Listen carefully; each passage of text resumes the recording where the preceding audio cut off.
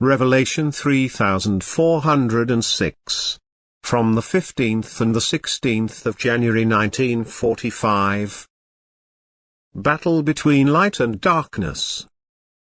The battle between light and darkness takes place most fiercely in the immediate vicinity of Earth, for it is precisely the spiritual beings on Earth which are severely harassed by the forces of darkness, and that is why the spiritual beings full of light must come close to Earth in order to help people as long as they still live on Earth. And that is why many beings of light are embodied on Earth in the end time in order to be able to help directly and to form a bridge, so to speak, for the beings of light from the spiritual kingdom to people.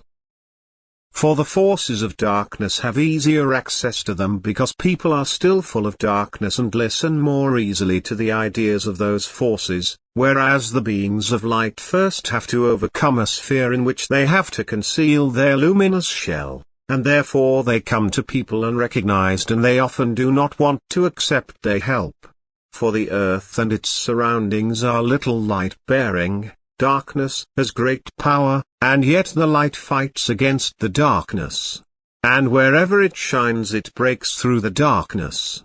Where once the beings of light can become effective, there it can never again become night. And everywhere the beings of light embodied on Earth pave the way for the spiritual beings of light, they light small flames everywhere, and the smallest glimmer of light attracts the beings of the spiritual kingdom, and it is magnified by them, often to the most radiant brightness, so that the light shines in a wide radius. And then the darkness is powerless, it can no longer extinguish the light, it cannot dim it, for the beings of light are stronger, and once they have achieved victory they assert themselves and never again allow the enemy to come into their own. But even the enemy carries a light to people, but it is a deceptive light. It is the shine and glow of the illusory goods, of earthly possessions and of the world, which lure people with dazzling colors. It is a false light because it only flickers and goes out, it is a will-o'-the-wisp light which radiates no warmth and which can never enliven. And the beings of light on Earth are to uncover this false light, they are to present its ineffectiveness to people. They are to point them to the right light which warms and enlightens and awakens to life. And therefore the beings of light must be constantly active on Earth so that the adversary does not gain the upper hand and the darkness on Earth becomes even more impenetrable.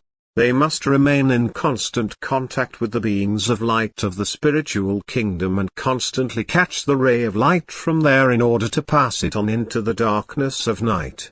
And no ray of light will be lost that has found its way to Earth. The light will shine from the rising to the setting down. Wherever people live, they are connected to the spiritual kingdom through thoughts directed towards infinity, through questions concerning the eternal deity and through the will which is directed towards good. Rays of light can be directed everywhere. That is thoughts corresponding to truth which emanate from the spiritual kingdom, from beings of light, on God's instructions and are accepted by hearts capable and willing to love. But the light has to fight against the superiority of darkness. For the forces of darkness are extremely active in confusing people's thinking in order to extinguish the light, which time and again flares up like a tiny flame in the night.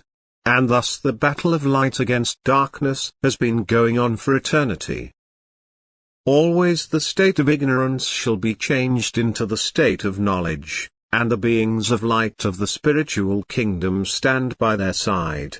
Yet the end time has begun, and this means that the darkness has descended so deeply upon the earth that the light beings' battle must become increasingly fiercer in order to banish it.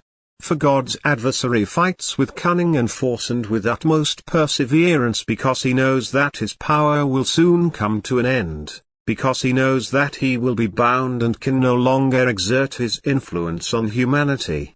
And thus the earth is surrounded by good and bad forces, by beings of light and beings of darkness, and their struggle is for the souls which still walk blindly.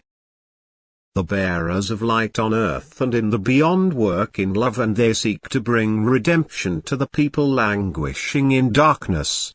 The beings of darkness, however, are driven by hatred. They seek to plunge people into the abyss through unloving actions, where there is eternal night. And thus a constant battle takes place against these souls, which will end on the day of the last judgment, when the eternal light itself will sit in judgment and separate light from darkness. For this is the end, that the light will shine and completely conquer the night, that the truth will triumph, and the powers of darkness with their followers will be plunged into the deepest abyss, into impenetrable darkness, into the kingdom to which they belong by their own will. Amen.